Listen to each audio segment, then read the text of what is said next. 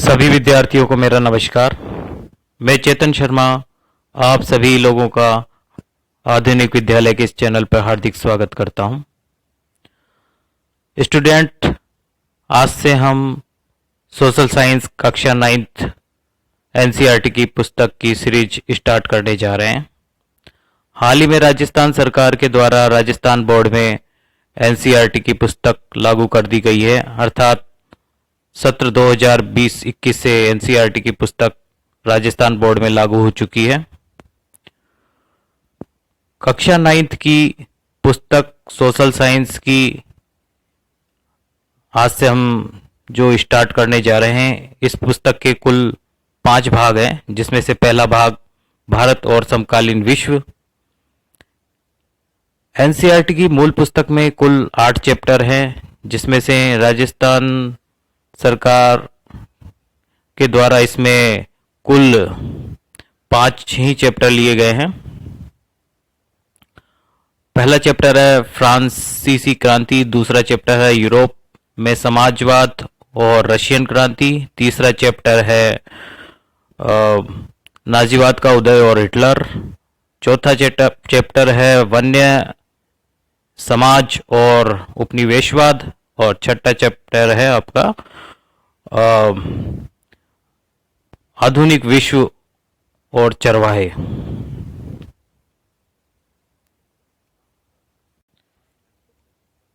जिसमें से हम सबसे पहले चैप्टर ले रहे हैं फ्रांस की क्रांति।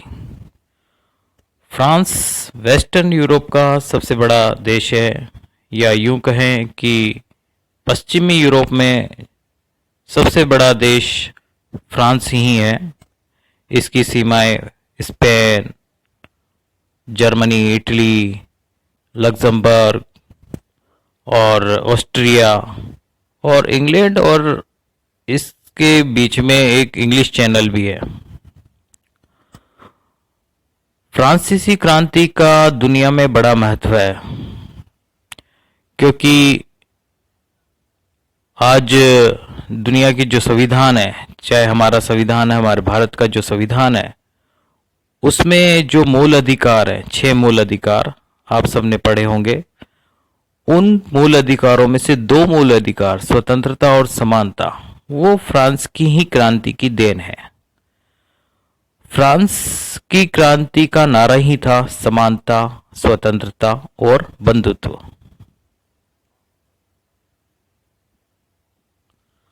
फ्रांस की क्रांति का सबसे बड़ा प्रमुख कारण असमानता था, अर्थात फ्रांस में जबरदस्त असमानता फैली हुई थी। समाज 3 वर्गों में बटा हुआ था, कुलीन, पादरी और जनसाधारण। कुलीन और पादरी किसी प्रकार का टैक्स नहीं देते थे, लेकिन इन्हें विशेषाधिकार प्राप्त थे। ये अनेक सुख सुविधाएं भोगते थे, लेकिन जनसामान्य को किसी प्रकार की कोई सुविधा प्राप्त नहीं थी। यहां तक कि कई बार उन्हें 2 वक्त की रोटी भी नसीब नहीं हो पाती थी। इसी असंतोष ने फ्रांस की क्रांति को जन्म दिया। स्टूडेंट्स, आपके मन में एक प्रश्न तो उठ ही रहा होगा कि ये क्रांति होती क्या है। क्रांति का तात्पर्य है परिवर्तन, चेंज, बदलाव। फ्रांस में भी 1789 के बाद भारी बदलाव हुआ। राजतंत्र के स्थान पर 1791 में संवैधानिक राजतंत्र बना, यानी राजा की शक्तियों पर अंकुश लगा। जैसा कि आपने औद्योगिक क्रांति में पढ़ा होगा कि औद्योगिक क्रांति में भारी परिवर्तन आया, जहां उत्पादन घरों में होता था और उत्पादन हाथ से हस्तशिल्प के द्वारा किया जाता था। अब वह उत्पादन मशीनों के द्वारा फैक्ट्रियों में किया जाने लगा। और एक, जैसे हम कपड़े का उदाहरण लें कि एक कपड़े को बनाने में कई दिनों लग जाते थे, अब उससे कई गुना कपड़ा मशीनों के द्वारा कुछ देर में ही तैयार होने लग गया। तो एक भारी परिवर्तन आया था उद्योग में। इस वजह से उसे औद्योगिक क्रांति कहा गया। रशियन क्रांति में भी यही परिवर्तन हुआ, जारशाही को समाप्त करके, और पहली बार दुनिया में साम्यवाद सरकार की स्थापना हुई। अर्थात इसका तात्पर्य यह है कि क्रांति का तात्पर्य हमें पता लग ही गया कि इसका परिवर्तन से ही है इसका मतलब। स्टूडेंट, अब तक की चर्चा में कुछ बेसिक प्रश्नों का जवाब हमें मिल ही चुका होगा। फ्रांस की क्रांति कब हुई? 1789 में। फ्रांस कहाँ स्थित है? पश्चिमी यूरोप का एक बहुत बड़ा देश है। फ्रांस की क्रांति का प्रमुख कारण क्या था? असमानता। फ्रांस की क्रांति का नारा क्या था? समानता, स्वतंत्रता और बंधुत्व। फ्रांस की क्रांति में क्रांति का तात्पर्य क्या है? परिवर्तन से है, जहां राजतंत्र के स्थान पर संवैधानिक राजतंत्र की स्थापना हुई। स्टूडेंट, आपकी बुक में सबसे पहले 14 जुलाई 1789 की घटना का वर्णन किया गया है। 14 जुलाई अर्थात फ्रांस का इंडिपेंडेंस डे। जो भारत का स्वतंत्रता दिवस क्या है? 15 अगस्त। वैसे ही फ्रांस का स्वतंत्रता दिवस है 14 जुलाई। इसे बास्तिल डे भी कहते हैं। आगे जब हम पढ़ेंगे इसको तो आपको पता लग जाएगा कि इसे बास्तिल डे क्यों कहते हैं, और मुझे आप कमेंट बॉक्स में लिख करके जरूर बताइएगा इसे बास्तिल डे क्यों कहते हैं। स्टूडेंट, यह घटना पेरिस नगर की सुबह की बात है। पेरिस फ्रांस की राजधानी है। क्रांति के समय भी फ्रांस की राजधानी थी, आज भी है। उस सुबह सम्राट लुई 16, जो उस वक्त का सम्राट था, लुई 16 ने सेना को पेरिस नगर में घुसने के आदेश दिए। उस वक्त अफवाह फैल गई कि सेना को सम्राट गोली चलाने का आदेश दे सकता है। ऐसी स्थिति में 7,000 स्त्री और पुरुष टाउन हॉल के सामने एकत्र हो गए और जन सेना बनाने का उन्होंने निर्णय लिया। एक पेरिस नगर में पूरा का पूरा आतंक का सा वातावरण फैल गया, और ये जो जनसेना है, इन्होंने हथियार की खोज में सरकारी भवनों में प्रवेश कर गए। कुछ सैकड़ों की संख्या में पेरिस के पूर्व दिशा में चले गए, जहां पर बास्तिल का दुर्ग था, बास्तिल का किला था। उन लोगों ने वहां पर बास्तिल की जेल को तोड़ दिया, कैदियों को छुड़ा लिया, और जो बास्तिल का कमांडर था वो भी मारा गया। बास्तिल का जो किला था वो सम्राट की निरंकुशता का प्रतीक था, इसीलिए सभी लोगों का घृणा का केंद्र था। इसलिए उन्होंने उसे ध्वंस कर दिया, उसे ढहा दिया, और उसके अवशेष बाजारों में बेच दिए उन लोगों को जो उसके अवशेषों को, ध्वंसावशेषों को प्रतीक स्मृति के रूप में रखना चाहते थे।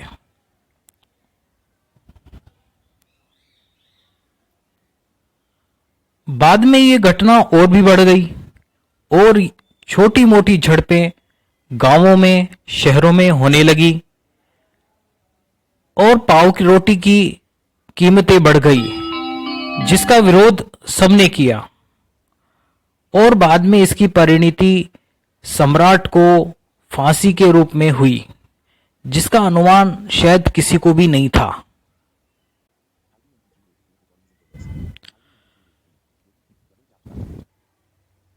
सम्राट लुई 16 एक अच्छा और ईमानदार शासक था, लेकिन क्या हुआ कि उसको फांसी के तख्ते पर चढ़ना पड़ा। 1789 की क्रांति सम्राट के विरुद्ध नहीं थी। 1789 की क्रांति जो थी वो सामंती व्यवस्था के विरुद्ध थी। फिर भी सम्राट को फांसी के तख्ते पर चढ़ना पड़ा। हम आगे ये जानेंगे ये ऐसा सब कुछ क्यों और कैसे हुआ। पॉइंट नंबर 1 है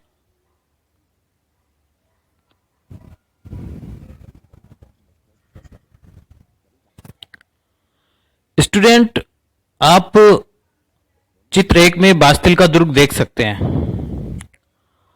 और हम यहां पे जो आपका पहला पॉइंट दे रखा है फ्रांसीसी समाज।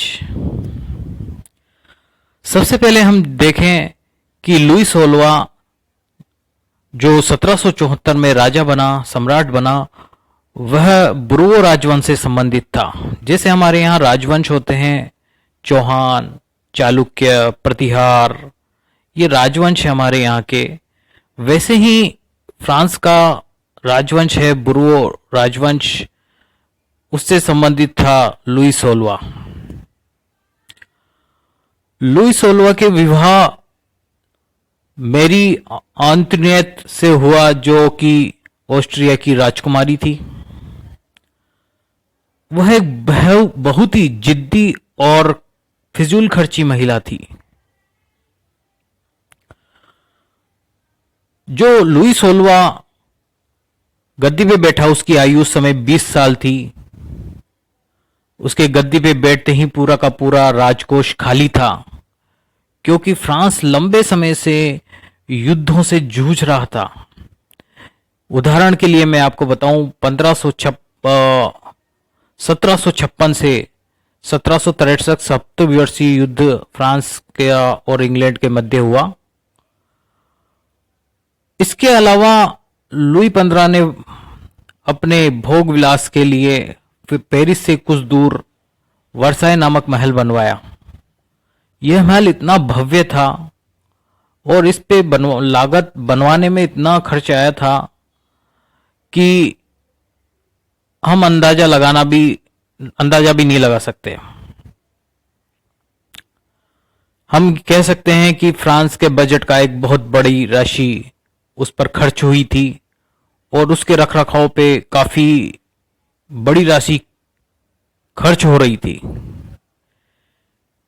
ऐसी स्थिति में फ्रांस का राजकोष खाली हो चुका था। इसके अलावा फ्रांस ने अमेरिका की क्रांति के समय अमेरिका की मदद की। जिस तरह से इंग्लैंड ने भारत को अपना उपनिवेश बनाया था, उसी प्रकार से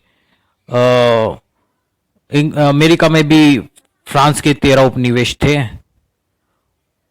उनको आजाद कराने में फ्रांस ने अमेरिका की मदद की। आप देखेंगे अमेरिका के न्यूयॉर्क में स्टैचू ऑफ लिबर्टी जो लगी हुई है, फ्रांस की ही दी हुई है, और फ्रांस के पेरिस में भी स्टैचू ऑफ लिबर्टी लगाई गई है, जो उसी अमेरिका की तरफ देखती हुई है, जो फ्रांस और अमेरिका की मित्रता को दर्शाती है।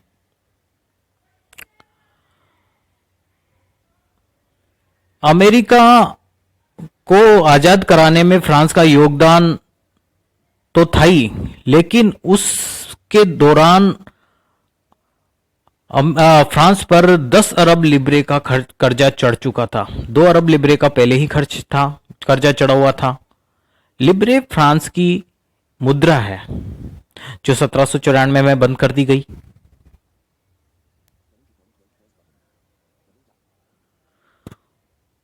फ्रांस को ऋण देने वाले लोग 10% की दर से ब्याज की मांग कर रहे थे। ऐसी स्थिति में फ्रांस का बहुत बड़ा बजट कर्जा चुकाने में जा रहा था, और फ्रांस का नियमित खर्चा, जैसे सेना का रखरखाव, दरबार पर खर्चा, यूनिवर्सिटी पे खर्चा, इन सब के लिए फ्रांस को एक बड़ी राशि की जरूरत थी, और उसके लिए उसे टैक्स बढ़ाना था।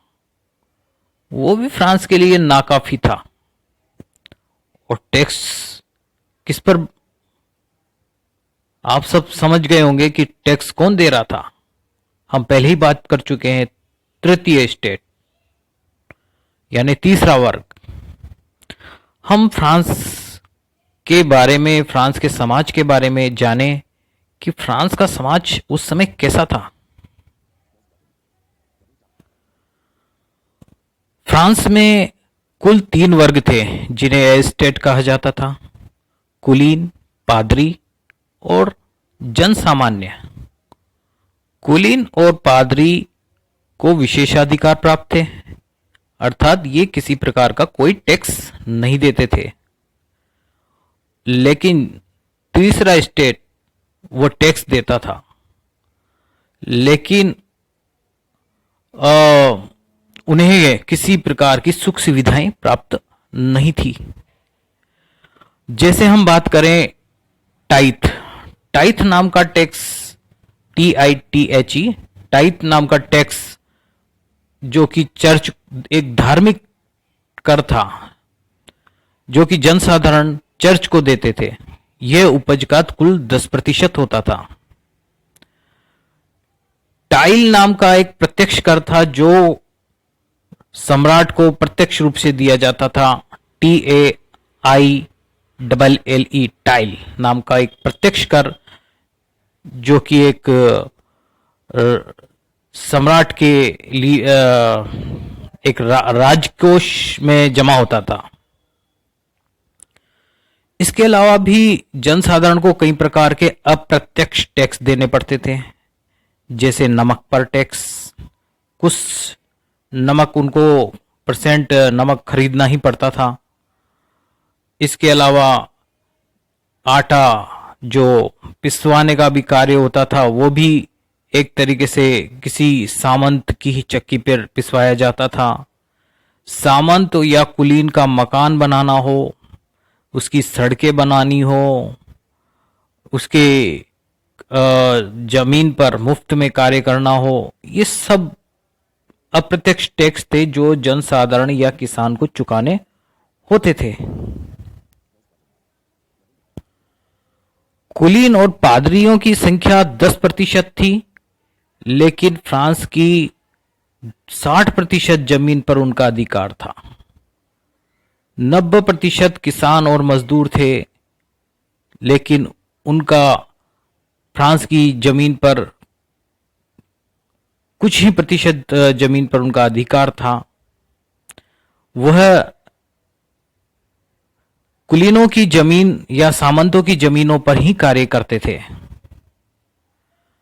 इसके अलावा मजदूर और किसान में भी सबसे ज्यादा जो संख्या थी वह किसानों की थी। 80% किसान थे। यह स्थिति हमें बताती है कि तृतीय स्टेट यानी तीसरे वर्ग जिसमें किसान और मजदूर शामिल हैं, उनमें असंतोष बढ़ना ही था और असंतोष के साथ क्रांति होना लाजमी ही था। हम चैप्टर के आगे की चर्चा आगे वाले पार्ट में करेंगे। कुछ होमवर्क के लिए मैं कुछ शब्द आपको दिए जाता हूं, जैसे टाइथ क्या था, टाइल क्या था, इसके अलावा पादरी कौन होते हैं, इसके अलावा स्टेट किसे कहते हैं, फ्रांस का समाज कितने वर्गों में बटा हुआ था। इन सब का आप मुझे जवाब इस कमेंट बॉक्स में दे सकते हैं। अगले वीडियो में मिलते हैं आपसे। बहुत बहुत धन्यवाद। इसके अलावा चैनल को सब्सक्राइब कीजिए, लाइक कीजिए।